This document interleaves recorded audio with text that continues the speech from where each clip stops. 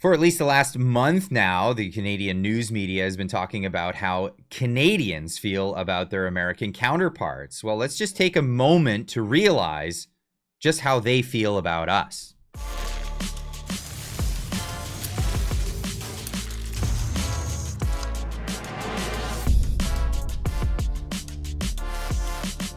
Ladies and gents, welcome back. I have been working so hard to try to at least ease the relations here. Now, full disclosure, I'm a dual citizen between Canada and the United States. I live in Canada and I have plans to move to the United States. This is the reality of the situation, and I just want to put that forward before moving on in this segment. Now, Canada has been talking about the United States and how they feel about the idea of a 51st state, which, let's get real, is a joke. It's not a real thing. It's not going to happen. I don't see that happening at all. They're just trying to influence what's happening in our country for good reason, national security, that kind of thing.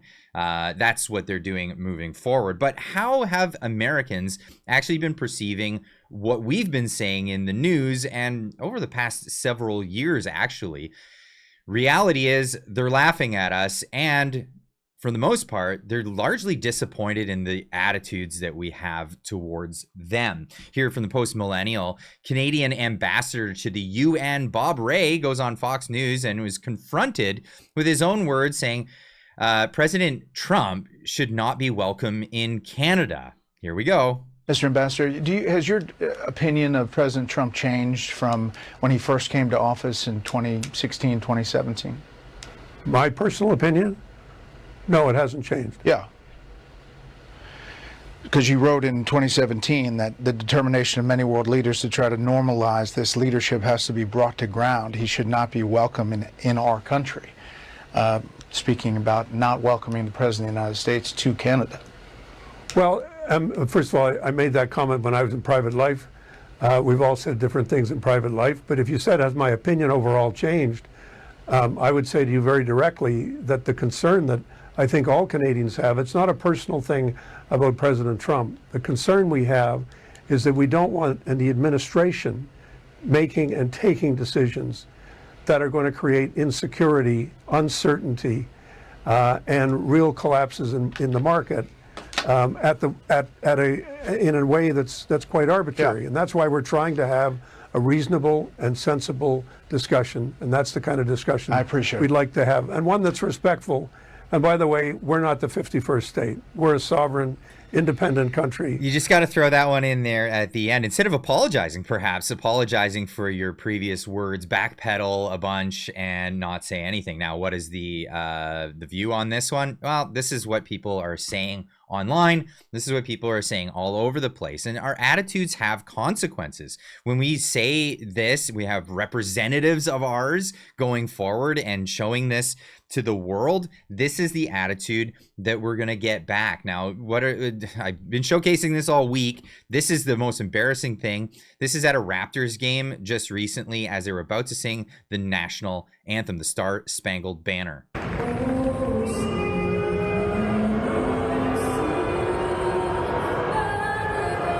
Yeah, so this is just ridiculous. And where do you think this is going to go? Well, yeah, you've seen it now. Ottawa Senators hearing boos during O Canada in Nashville. It becomes a tit for tat sort of thing. But at the end of the day, do the Americans really care? I don't know.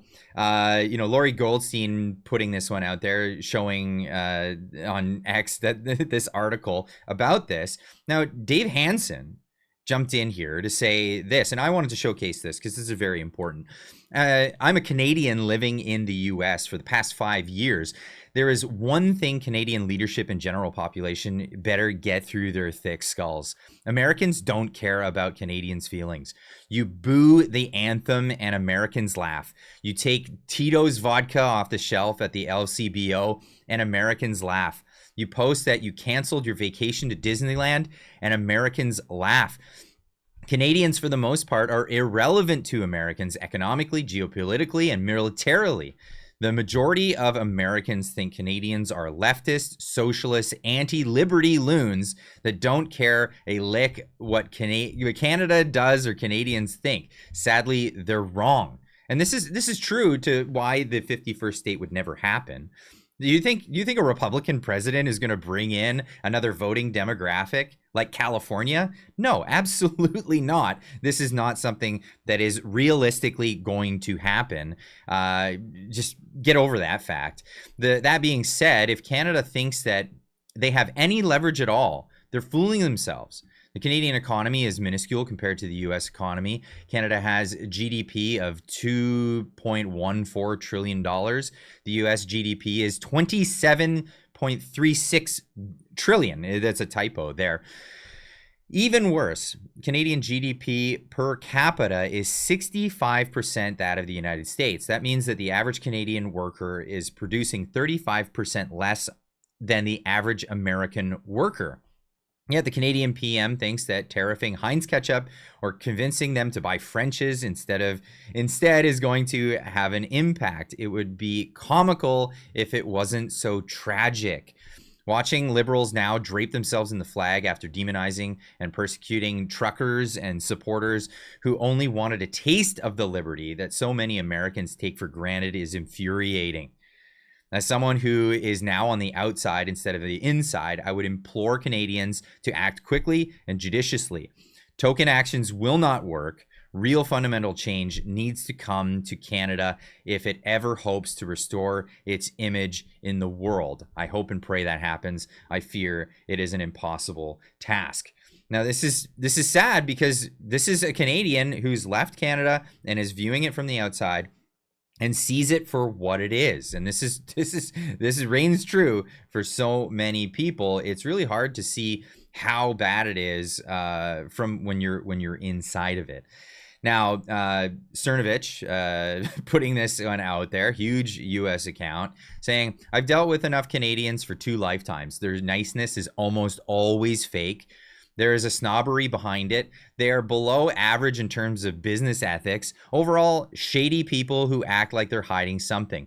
I don't recommend. Now, for the longest time, it was always Canadians talking about how bad Americans are. People around the world talking about how bad Americans are. And this is.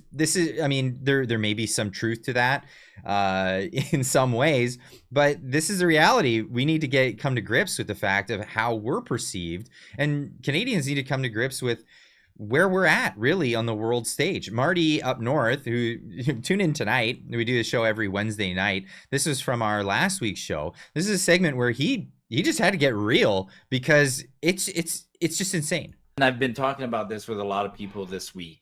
I'll push back on one thing, and I'm going to piss off some members of the audience right now.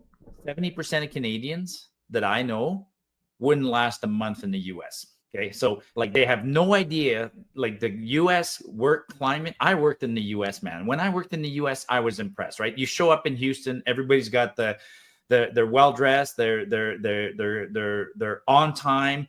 They put in their long hours and then they go home and then they're capitalist, they're independent, and they're not dependent on government. Like government's not in your face, especially in some of the states where I worked in. Mm-hmm. Our culture he's right, perhaps for the 18 to 34-year-olds, but man, if you're a 47-year-old or a 53-year-old who lives in New Brunswick or Quebec or Middle Ontario, and you're going to go to the US, you're not going to like it. No, you probably wouldn't like it, and that's the serious situation here. Now, we're replying to Cernovich in his tweet. I said, unfortunately, this is very true about a large chunk of Canadians. However, kind of like meeting liberal city American jerks, they are overrepresented outside of the United States of America. So yeah, I would say a lot of the Canadian jerks that are out there, you're running into them. They're overrepresented. They're probably, Toronto or, Ottawa type, the jerks, the ones that make it in the business world by being cutthroat. Now, Canada really needs to take a back seat on some of the things that they've been saying about how great it is in Canada, because it no longer is great in Canada. Let's just be honest with ourselves here. This is the situation. People line up when a new doctor comes to town just to get a family doctor. It really, really is that bad. Got here about 5:30 and been on the Healthcare Connect list for about 10 years now. Haven't had a doctor for longer than that, so Kind of a strange way to have people sign up for a doctor, but hopefully I get one. Hopefully I get a doctor, says this gentleman as he's waiting outside. Now, how about this? Mike on X putting this one out there. Have you ever thought of just having a crappier life? Great stuff, guys. This is the CTV News. Who wrote an article called 7 Ideas to Help You Break Free from Living Paycheck to Paycheck in Canada.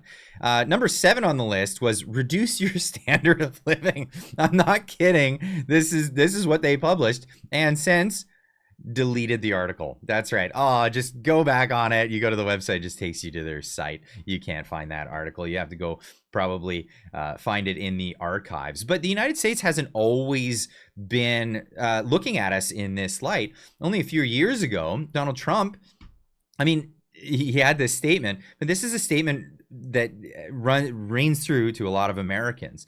They care for us. They want us to do well. But when we act the way we act, man, they're going to push back. But this is a lot of sentiment of how they actually feel about us.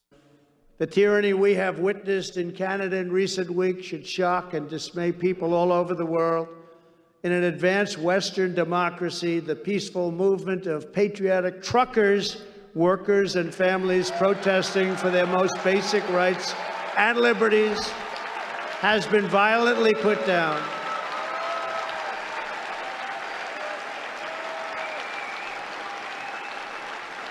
Their assets and life savings have been frozen.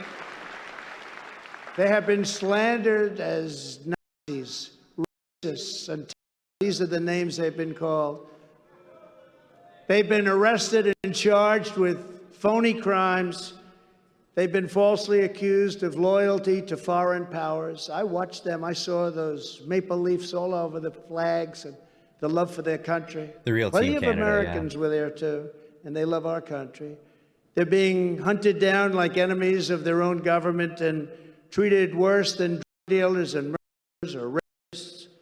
A line has been crossed. You're either with the peaceful truckers or you are with the left-wing fascists, and that's what's been happening. And that is what's been happening. Now, I want to end this off on a positive note. Americans love us. They do love us in a like a little brother sort of way. A lot of times they're like, come on, Canada, would you just shape up? When we're going out and we're trash talking them, it doesn't hurt their feelings. Let's just say it doesn't hurt their feelings, but what it does is it makes them care a little less about how we feel and what we've been putting forward. So I'd like to just leave you with that one. Positive note here is that Americans do care about us. They do care about us, but we're largely have become irrelevant because of what we've been doing, and they're just hoping that we do better. The recent pushback has been largely about national security. Canada, we need to shape up. We'll see you tonight. Marty and Clyde show. Tune into it at 6:30 Pacific and 9:30 Eastern. We'll see you then. Keep on trucking.